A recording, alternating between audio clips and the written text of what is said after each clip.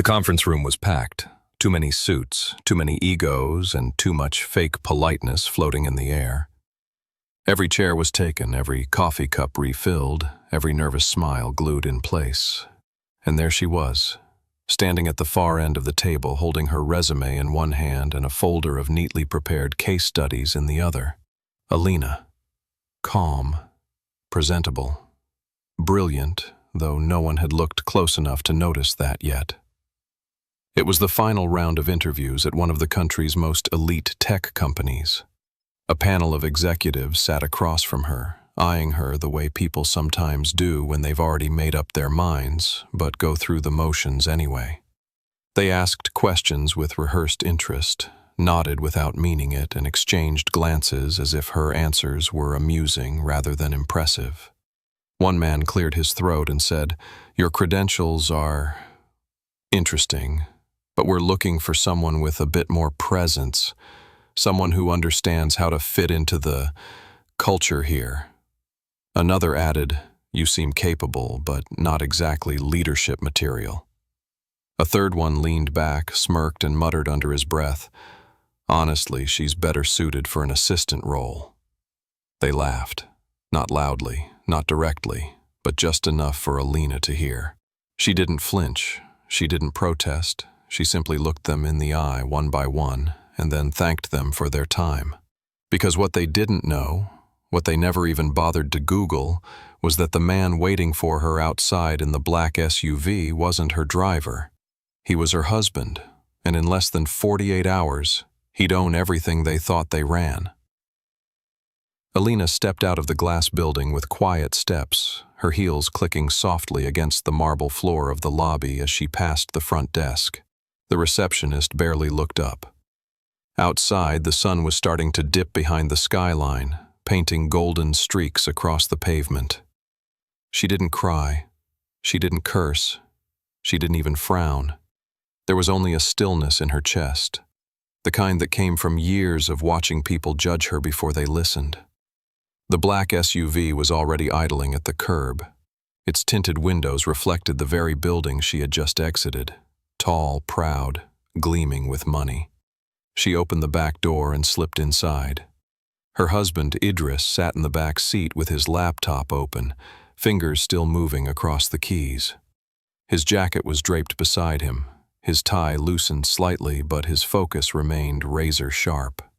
When he glanced up and saw her, he paused. "They laughed," she said simply, her voice quiet but steady. Idris's expression didn't change immediately. He closed his laptop slowly and turned to face her completely. "What did they say?" Alina shrugged. "That I wasn't leadership material, that I didn't have the right presence, that I should maybe apply for something more supportive." A silence filled the car, not uncomfortable, but precise. Idris's jaw tightened just slightly. Then he exhaled through his nose and leaned back in his seat. "I offered to help that company 6 months ago," he said. "Consulting, structure, even funding, they never returned the call." "They don't know who I am," she replied. "They will." He pulled out his phone, opened a contact list, and dialed someone. "Tell the acquisition team to move the tech bid forward. Full control. I want it by the end of the week. And make sure we retain only the top 5% of leadership. The rest can be evaluated." Alina looked out the window, not out of surprise, but because she knew this day might come. Idris had built an empire, brick by brick, never chasing headlines, never needing cameras. He didn't make threats. He made decisions. "They won't see it coming," she said.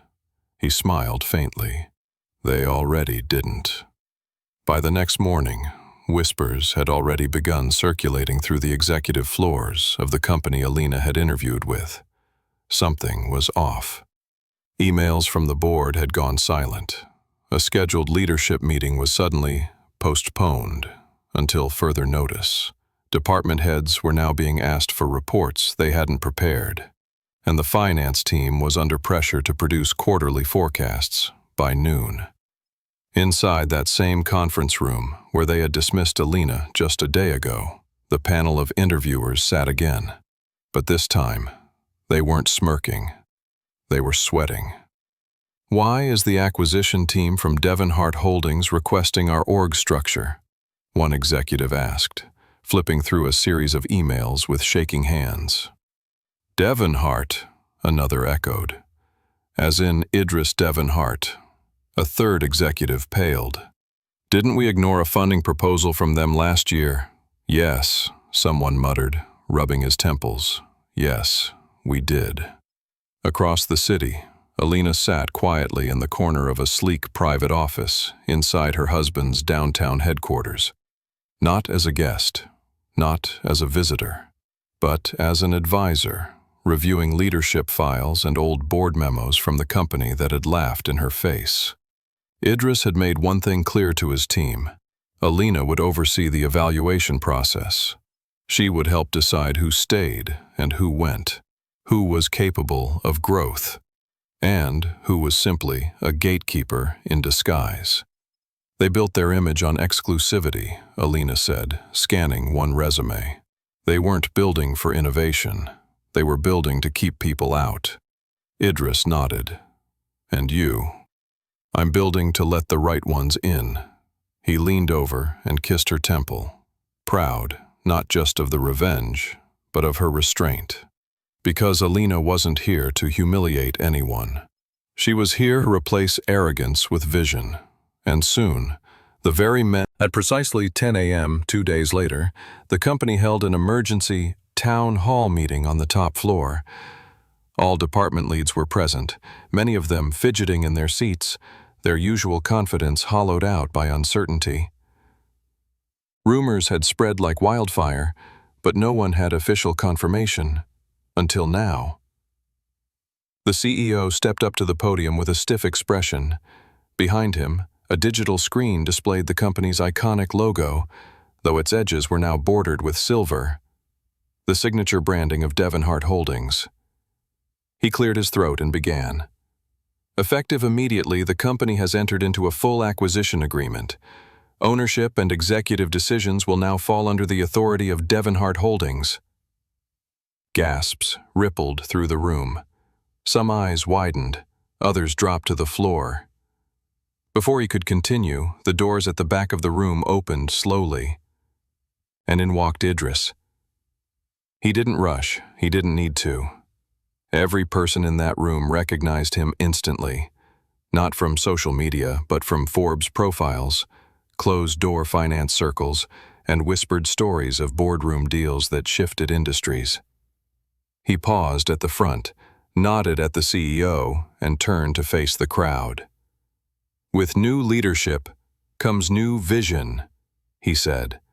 "This company has potential, but potential is often buried beneath tradition, gatekeeping, and arrogance, disguised as professionalism.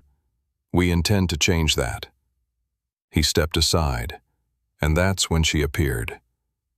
Alina, in a crisp, deep blue suit, with no designer label in sight. Hair pulled back, posture straight, eyes calm.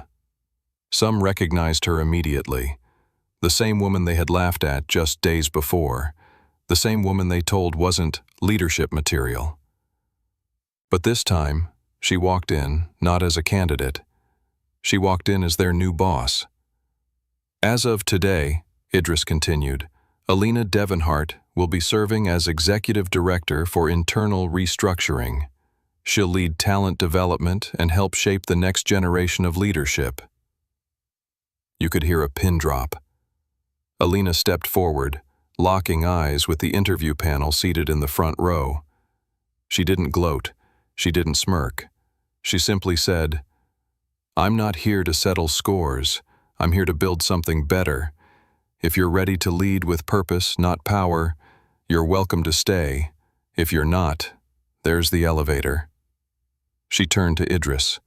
He gave her a soft smile, and the room, so used to overlooking women like her, was silent, awed, humbled.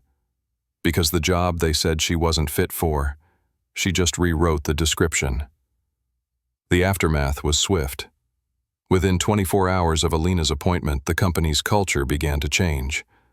Some left voluntarily, executives who couldn't stomach the idea of answering to the woman they had once dismissed. She opened direct channels to junior employees, interns, and overlooked departments.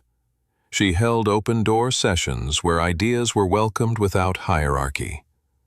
For the first time in years, coders and marketing assistants were invited into strategic meetings, not as spectators, but as contributors. The cafeteria buzzed with cautious hope.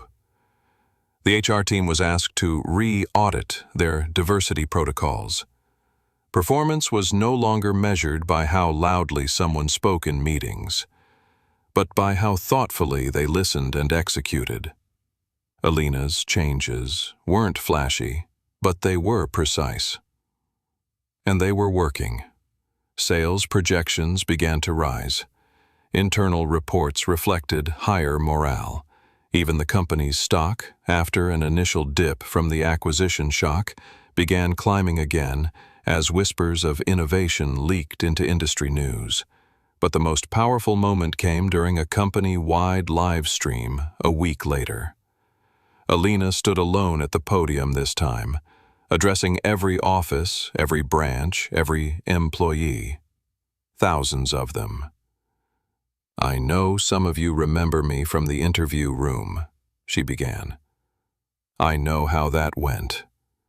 And I know many of you weren't in that room, but you've sat across similar tables, judged before speaking, measured by appearance, not ability. I'm not here to shame anyone. I'm here because we have the chance to change that. Together." She paused.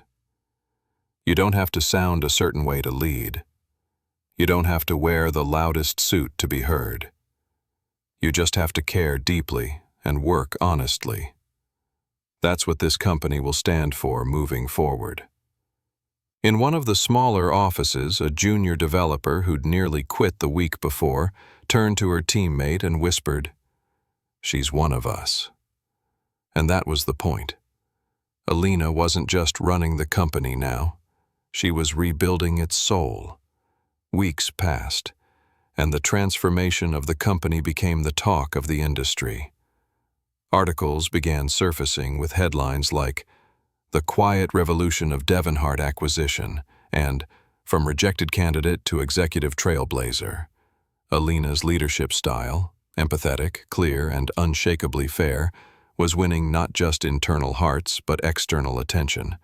Investors who had once been skeptical of the acquisition were now increasing their stakes, citing unexpected cultural innovation as the reason. But inside the company, the most telling shift wasn't in stock prices or press coverage, it was in the halls.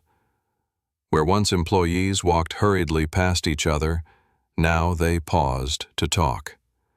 Teams that had once worked in silos now collaborated freely, and every week Alina made a point to walk the floors herself, visiting departments unannounced, sitting in on meetings as a participant, not a superior. But inside the company, the most telling shift wasn't in stock prices or press coverage. It was in the halls. Where once employees walked hurriedly past each other, now they paused to talk. Teams that had once worked in silos now collaborated freely. And every week, Alina made a point to walk the floors herself, visiting departments unannounced, sitting in on meetings as a participant, not a superior. The elevator that once symbolized power now became a place of conversation. Change was no longer a memo, it was a mood.